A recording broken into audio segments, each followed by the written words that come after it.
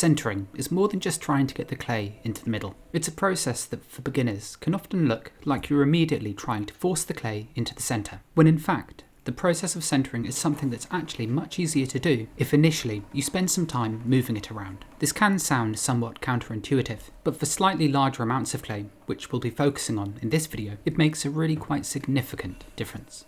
The first thing I want to talk about though is the clay itself, not the type of clay, but rather how soft or hard it is, as depending on the consistency of the clay you're working with, centering is something that can be easier or more difficult. Yet, at the same time, there are some shapes that call for using slightly firmer material, and therefore, learning to throw with slightly stiff clay is quite an important lesson in the grand scheme of things.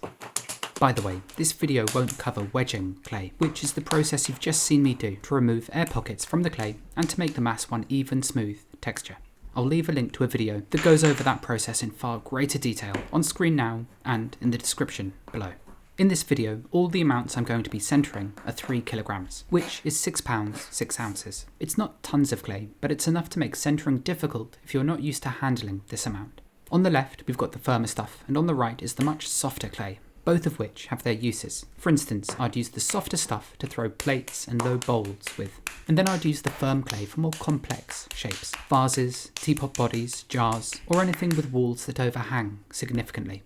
These consistencies can be centered differently, with the harder clay taking longer and with a bit more thought necessary to get it to a point that it can be centered and opened up and thrown into a pot. The other thing to consider is injury. It can be relatively harmless throwing with soft clay, but of course it does have much less strength and you'll find that your pots become saturated and collapse much quicker. The clay on the left is firm, but it's not dangerously hard, and the last thing you want to do is try and centre a mass of clay that's really on the firm side, as it's incredibly easy to strain your wrists and cause some lasting pain if you do so. Now, if your clay is incredibly soft, it can be very easy to centre, as you don't really have to move it around too much, and simply pressing inward with your hands is enough to move the lump of clay around and to get it centred without too much trouble. It's more akin to centering smaller masses of clay, whereas with firmer stuff, there's a slightly different approach that I use, and it's that technique that I'll be discussing and showing you in this video. Essentially, soft clay can easily be forced into a low puck shape, without there being a need to move it around too much before forcing it into this shape.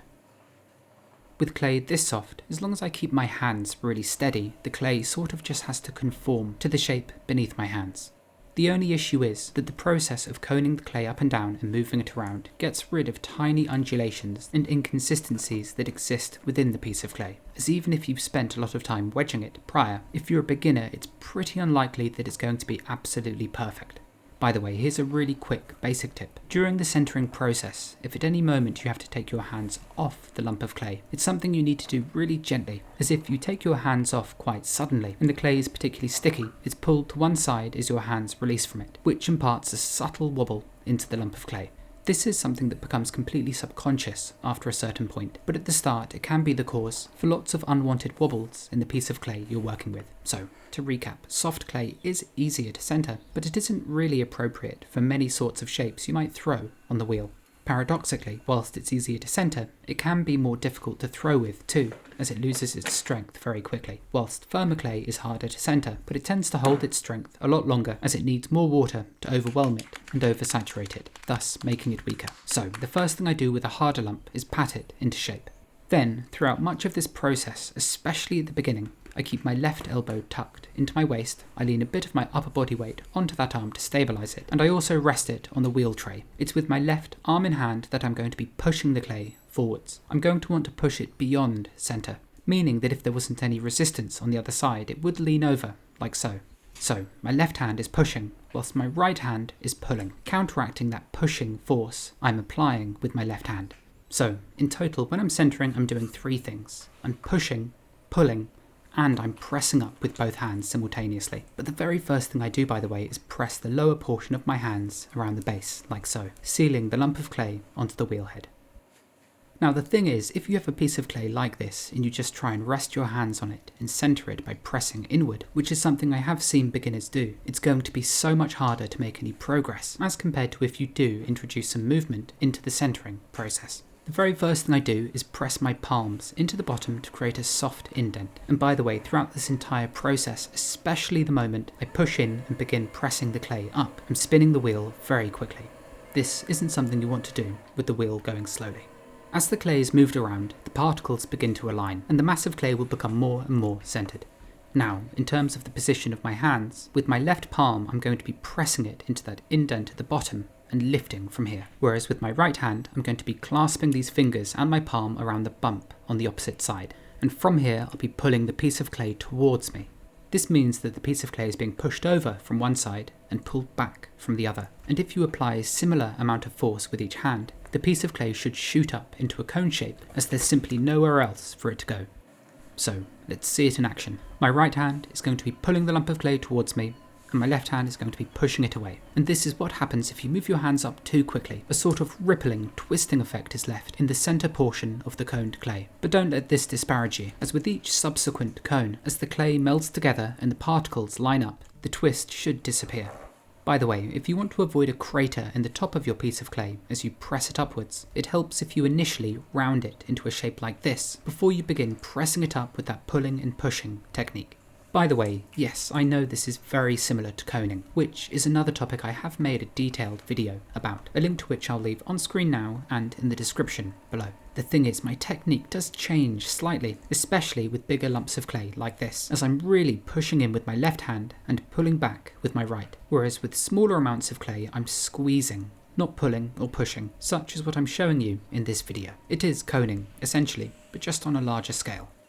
When I lean in and push with my left hand, it's not something I do with only my hand and my arm, but with my upper body weight too, which I'm pressing onto that arm. This way I don't have to tense and use quite so much muscle. But you can see, if I were to do this with just one hand, how I'm actually pushing the lump of clay past centre. Then with my right hand, I hook it around the piece of clay and I pull it towards me, again with enough pressure to pull it past centre. As for hand positioning, my left hand, which pushes, is doing so at about 7 o'clock, whereas my right hand that pulls is doing so from about 1 o'clock. The important thing is that the pressure applied, forcing a column of clay up, is equal from either side. With my left hand, when I press it in and push, most of the pressure is coming from the palm of my hand, close to the wrist, whereas the fingers are just wrapped around the mass of clay, squeezing slightly, just to keep everything under control and neat. It's this part of the hand I press in with, and I make sure it's in line with the rest of my arm. It's then pressed against the clay so that it's perfectly in line with the centre of the spinning mass. This again means that you don't have to use quite so much muscle, as essentially you're using the hardness of your skeleton to push into the piece of clay with your body weight behind it. After all, clay is a relatively soft material, even when it's on the harder side like it is here, and provided you can apply leverage and you're able to keep your arms steady, then the clay sort of has to conform to however you're pressing the firm bits of your body against it. Yes, I know how that sounds, but I hope it makes sense. This centering really isn't a process that's all about your muscles and your strength. There's a huge amount of technique behind it too that can make it easier, and often the reason beginners are having to use so much muscle and force is because they aren't perhaps applying the right technique, or they're simply in the process of learning the technique. As you continue collaring the clay up and then pressing it down, the mass of clay will almost become more dense. At least that's what it feels like to me, and that's normally a good sign that it's ready to throw with. In order to cone the piece of clay down, I angle it away from me and gently press it down back into a larger lump. By doing this, you don't end up with a mushroom shape beneath your hands where there's a thicker top section with a narrower mass of clay beneath it. And this is what happens when you press the cone directly downward, without angling it either backwards or forwards as you press it down. And this is the sort of shape I'm aiming to create before I begin throwing it into a pot. One way to check if it's centered is to simply rest your finger on the piece of clay. If you notice that your fingertip is wavering up and down or sideways, then it means the piece of clay underneath just isn't quite centered. And what we really want is a completely stable surface without any subtle undulations in it. And after the foundations have been properly set, it can be thrown into a pot, hopefully with a bit more ease, as the clay now feels very cohesive, the particles now properly aligned, and hopefully more responsive. In a way, this process of coning by pushing in and pulling is sort of akin to wedging on the wheel, but it's a sort of wedging that you won't really ever be able to do by hand. In fact, even machine wedged clay from a pug mill usually still has to be coned up and down, like so. By the way, I think 3 kilos is a good place to start practicing this technique, and thereafter, when the method begins to click with you, you can start adding 500 grams to the original mass so that you become more and more comfortable centering larger amounts of clay. But none of this is an excuse to not wedge your clay properly, although sometimes I am a bit lazy, especially with pots such as mugs or bowls. Pieces I've made many thousands of, but with any piece that is a bit more complex, I'm far more fastidious in my wedging. There is another technique you can use before this if you are having trouble. If you find your hands being thrown around by the massive clay as it spins, and if you're finding it difficult just getting it on centre enough in order to be able to cone it up and down efficiently.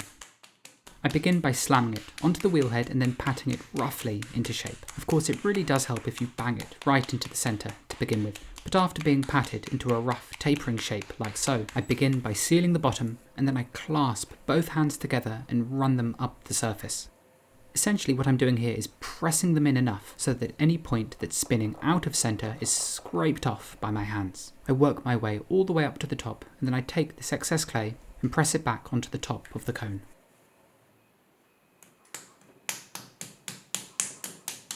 Normally doing this twice is enough to make it into a much neater shape that should make that initial centering easier. The lifting up and the pushing and the pulling.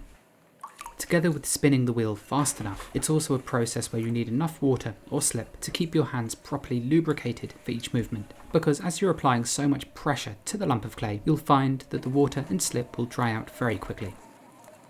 Another thing that you might encounter if you're new to centering is that the surface of clay becomes very gritty and therefore uncomfortable to work. And so the best thing you can do is just scrape off the outer layer of clay, removing all the really exposed grog that's become concentrated essentially as you've spent too much time centering the piece of clay. This is normally the culprit, and it indicates that you're either not centering fast enough or you're squeezing the piece of clay far too firmly as you center.